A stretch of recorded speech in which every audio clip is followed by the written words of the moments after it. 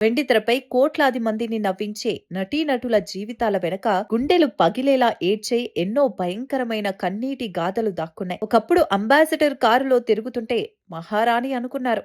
లంకంత బంగ్లాలు కొంటుంటే తరాలు కూర్చొని తిన్నా కరగనంత ఆస్తి ఉందనుకున్నారు. తెరపై పకపకా నవ్వులు పూయిస్తుంటే ఆమెకు ఏ కష్టాలు లేవనుకున్నారు. కానీ కంటికి కనిపించేదంతా నిజం కాదు అనడానికి అలనాటి అగ్ర హాస్య నటి గిరిజ జీవితమే ఒక సజీవ సాక్ష్యం. పాతాళ భైరవి సినిమాలో నరుడా ఏమి నీ కోరిక అనే ఒక్క డైలాగ్ తో తెలుగు సినిమా చరిత్రలోనే తొలిసారిగా ఒక లేడీ కమీడియన్ కు స్టార్ ఇమేజ్ తెచ్చిపెట్టిన మహానటి ఆమె. అప్పట్లో ఎన్టీఆర్, ఏఎన్ఆర్ వంటి అగ్ర హీరోలతో సినిమాలు చేసి రేలంగి సరసన తిరుగులేని జోడీగా నిలిచి ఇప్పటి లెక్కల్లో వందల కోట్ల ఆస్తిని సంపాదించిన ఆ అదృష్ట జాతకురాలు చివరి రోజుల్లో కనీసం ఒక్క పూట గడవడం కోసం ఇతరుల ముందు చెయ్యి చాచాల్సి వస్తుందని ఎవరూహించి ఉంటారు. 50 రూపాయల కోసం, 100 రూపాయల కోసం తోటి నటీనటుల ఇళ్లకు వెళ్లి దీనంగా అడుక్కునే స్థాయికి ఆమెను దిగజార్చింది ఎవరు? చివరికి ఒక బస్టాండ్ లో అనాథ శవంగా పడి ఉన్న ఆ మహానటి దీన గాథ వింటే రాతి గుండె అయినా సరే కరిగి నీరైపోవాల్సిందే. కృష్ణా జిల్లా కంకిపాడుకు చెందిన గిరిజ తన తల్లి నటి అయిన దాసరి రామతిలకం ప్రోత్సాహంతో 1950లో చిత్ర పరిశ్రమలోకి అడుగుపెట్టింది. నటిగా ఆమె ప్రస్థానం ఒక ప్రపంచనం. మొదట్లో సెకండ్ హీరోయిన్ గా, క్యారెక్టర్ ఆర్టిస్ట్ గా చేసి ఆ తర్వాత హాస్య నటిగా మారి టాలీవుడ్ ను శాసించింది. ముఖ్యంగా స్టార్ కమేడియన్ రేలంగి గారితో ఆమె వేసిన స్టెప్పులు, పండించిన హాస్యం అప్పట్లో థియేటర్లలో నవ్వుల సునామీ సృష్టించేవి. కాశీకి పోయాను రామహరి అనే పాట విన్న, పాతాళ భైరవిలో దేవత పాత్రను చూసిన గిరిజ నటనకు జనం దాసోహమయ్యారు. రేలంగి గారు కూడా ఆమెపై ప్రత్యేక శ్రద్ధ చూపిస్తూ అవకాశాలు ఇప్పించేవారు. అలా దాదాపు 3 దశాబ్దాల పాటు వందలాది సినిమాల్లో నటిస్తూ దర్జాగా బంగ్లాలు కొంటూ లగ్జరీ కార్లలో తిరుగుతూ వైభవంగా బతికిన గిరిజ జీవితాన్ని పెళ్లి అనే ఒకే ఒక్క మలుపు పూర్తిగా నరకంగా మార్చేసింది. తిరుపతిలో సన్యాసిరావు అనే వ్యక్తిని గిరిజ పెళ్లి చేసుకుంది. భర్త ఖాళీగా ఉంటే బాగోదని అతనిపై ఉన్న ప్రేమతో సొంతంగా నిర్మాణ సంస్థను స్థాపించి భలే మాస్టారు, పవిత్ర హృదయాలు అనే భారీ చిత్రాలను నిర్మించింది. కానీ విధి వంచింది. ఆ సినిమాలు బాక్సాఫీస్ వద్ద ఘోరంగా ఫ్లాప్ అయి కోట్ల రూపాయల నష్టాలను తెచ్చిపెట్టాయి. అక్కడితో ఆగకుండా భర్త తీవ్రమైన తాగుడికి బానిసయ్యాడు.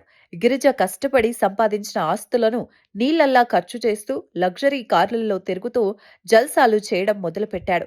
తాగిన మైకంలో ఇంటికి వచ్చి గిరిజను పశువు కన్నా హీనంగా చిత్రహింసలు పెట్టేవాడు. ఒకరోజు భర్త రాక్షసంగా కొట్టడంతో ఆమె తల పగిలిపోయి ఏకంగా 14 కుట్లు పడ్డాయంటే ఆ రంగుల ప్రపంచం వెనక ఆమె ఎంతటి నరకాన్ని అనుభవించిందో అర్థం చేసుకోవచ్చు. తనను కొడుతున్నా భరించింది. కూతురిని నాన్న అని దగ్గరకు వస్తే కాలితో తన్నిన ఆ తల్లి గుండె భరించింది. కాని ఆ రాక్షసుడు అంతటితో ఆగలేదు. గిరిజ దాన ధర్మాలు చేయడం, భర్త జల్సాలు చేయడంతో తరాలు కూర్చొని తిన్నా కరగని ఆస్తులన్నీ కరిగిపోయాయి.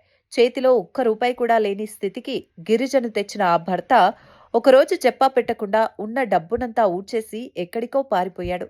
లంకంత కొంపలో ఏసీ రూముల్లో మహారాణిలా బతికిన గిరిజ అప్పుల పాలై తన తల్లిని, కూతురిని తీసుకుని చెన్నైలోని ఒక చిన్న అద్దె గదిలోకి మారాల్సి వచ్చింది. అక్కడి నుండే ఆమె జీవితంలో అత్యంత దయనీయమైన రోజులు మొదలయ్యాయి. ఒకప్పుడు అడిగిన వారికి లేదనకుండా దానాలు చేసిన ఆ చేతులు చివరి రోజుల్లో ఒక పూట అన్నం కోసం 50 రూపాయలు, 100 రూపాయల కోసం ఇతరుల ముందు చేయి చాచే స్థాయికి పడిపోయాయి. సీనియర్ నటి వై విజయ గారు ఒక ఇంటర్వ్యూలో చెబుతూ, గిరిజ గారు మా ఇంటికి వచ్చి కనీస అవసరాలకు, ఖర్చులకు డబ్బులు లేవని చాలాసార్లు అడిగేవారు. అంతటి గొప్ప నటి అలా అడుగుతుంటే నా గుండె తరుక్కుపోయేది అంటూ కన్నీళ్లు పెట్టుకున్నారు. అలాగే డాన్స్ మాస్టర్ సురేష్ దాసా చెప్పిన నిజాలు వింటే ఎవరికైనా కన్నీళ్లు ఆగవు. ఒకరోజు గిరిజ గారు చేతిలో చిన్న మూట పట్టుకుని దీనమైన అవతారంలో మా పెద్దమ్మ ఇంటి తలుపు తట్టారు. మొదట నేను గుర్తుపట్టలేనంత దారుణంగా ఆమె రూపం మారిపోయింది. కష్టాల్లో ఉన్నానని చెప్పి కొంత డబ్బు తీసుకున్నారు. ఆ తర్వాత వారం రోజులకే మా ఇంటి పక్కన ఉన్న బస్టాండులో ఆమె అనాథ శవంగా మారి విగత జీవిగా కనిపించారు అంటూ ఆయన ఎమోషనల్ అయ్యారు. అయితే గిరిజ గారి కూతురు శ్రీగంగా మాత్రం తన తల్లి బస్టాండులో చనిపోలేదని, ఇంట్లోనే మరణించిందని చెప్తుంది.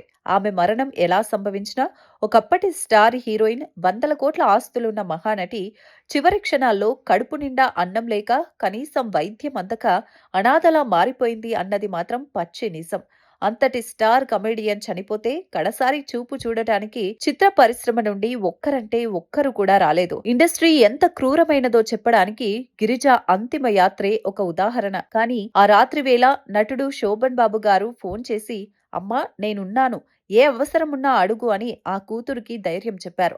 మరుసటి రోజు ఉదయాన్నే హాస్య నటుడు అల్లు రామలింగయ్య గారు స్వయంగా వెళ్లి ఆ కుటుంబాన్ని పరామర్శించి మానవత్వాన్ని చాటుకున్నారు. వెండితెరపై కోట్లాది మంది ముఖాల్లో నవ్వులు పూయించిన గిరిజ గారి జీవితం చివరికి కన్నీటి సముద్రంలో ముగిసిపోవడం సినీ చరిత్రలోనే ఒక మాయని మచ్చ. డబ్బు ఉన్నప్పుడు జాగ్రత్త పడకపోతే, జీవితాన్ని తప్పుడు చేతుల్లో పెడితే ఎంతటి మహారాణులైనా సరే రోడ్డున పడక తప్పదని గిరిజ గారి దయనీయ గాథ మనకు నేర్పే ఒక చేదు నిజం. చూసారుగా డార్లింగ్స్, మహానటి సావిత్రి గారి తరహాలోనే జీవితాంతం అందరినీ నవ్వించి చివరి రోజుల్లో అనాథగా కన్ను మూసిన నటి గిరిజ గారి కన్నీటి గాథ వింటే మనసు కలిచివేస్తుంది కదూ. కళాకారుల జీవితాల్లో ఉండే ఈ చీకటి కోణాలపై, అలాగే సినిమా ఇండస్ట్రీ చూపించే ఈ నిర్దయాత్మక వైఖరిపై మీ అభిప్రాయం ఏంటో కింద కామెంట్ బాక్స్ లో తప్పకుండా షేర్ చేయండి. ఇలాంటి మరికొన్ని హార్ట్ టచింగ్ ఎమోషనల్ స్టోరీస్, సినీ ప్రముఖుల జీవిత సత్యాల కోసం ఇప్పుడే మా కిరాక్ కబుర్లు ఛానల్ ని లైక్ చేయండి, షేర్ చేయండి, సబ్స్క్రైబ్ చేసుకోండి. Thank you.